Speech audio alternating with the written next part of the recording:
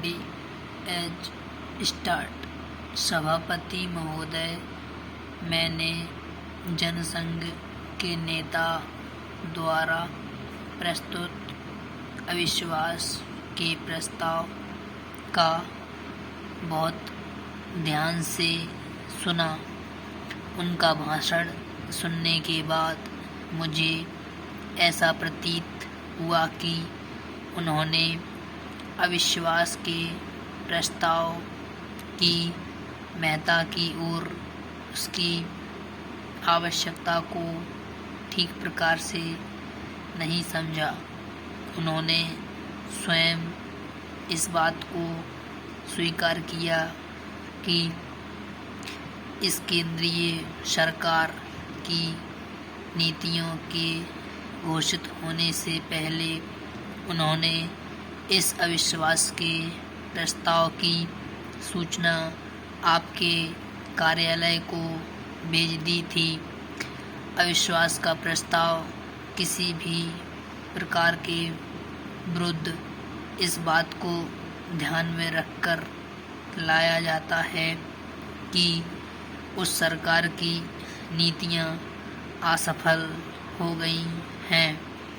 इस बात को ध्यान में रखते हुए कि चाहे कुछ राज्यों में विभिन्न विरोधी दलों को वहाँ का कार्य चलाने की जिम्मेदारी सौंपी गई है, हमारे देश की जनता ने देश का कार्य चलाने के लिए भारत का शासन कांग्रेस सरकार के ही हाथों में सौंपा है।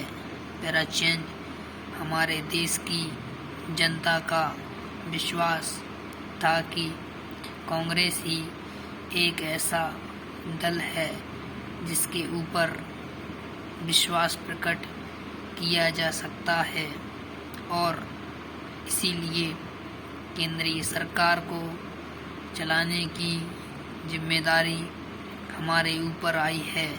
मुझे दुख है कि बिना इस बात का ध्यान रखते हुए कि एक छोटे से मामले को लेकर राजस्थान में राष्ट्रपति का शासन लागू किया और विधानसभा की कार्यवाही को स्थगित कर दिया गया।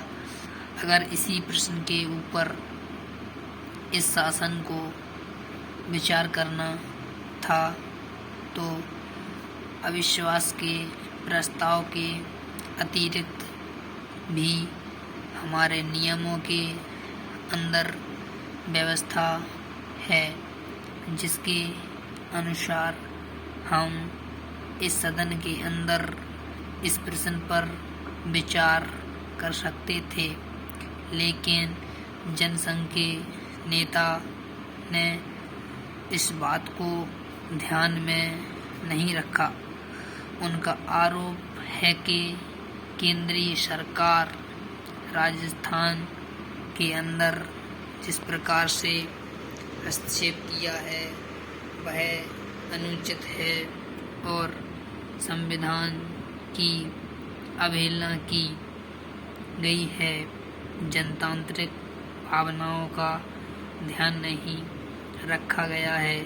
उनका यह भी कहना है कि वहाँ जो निर्दलीय सदस्य चुनकर आए थे उनको राज्यपाल ने राजनीतिक अधिकारों से वंचित रखा है और कहा है कि कांग्रेस पार्टी जो वहाँ का सबसे बड़ा दल है केवल उसी को वहाँ पर सरकार बनाने का अधिकार है। एक तरफ आप यह मापदंड लगाते हैं कि राजस्थान में निर्दलीय सदस्यों की अवहेलना की गई और दूसरी तरफ आप उत्तर प्रदेश का उदाहरण प्रस्तुत करते हैं। स्टॉप।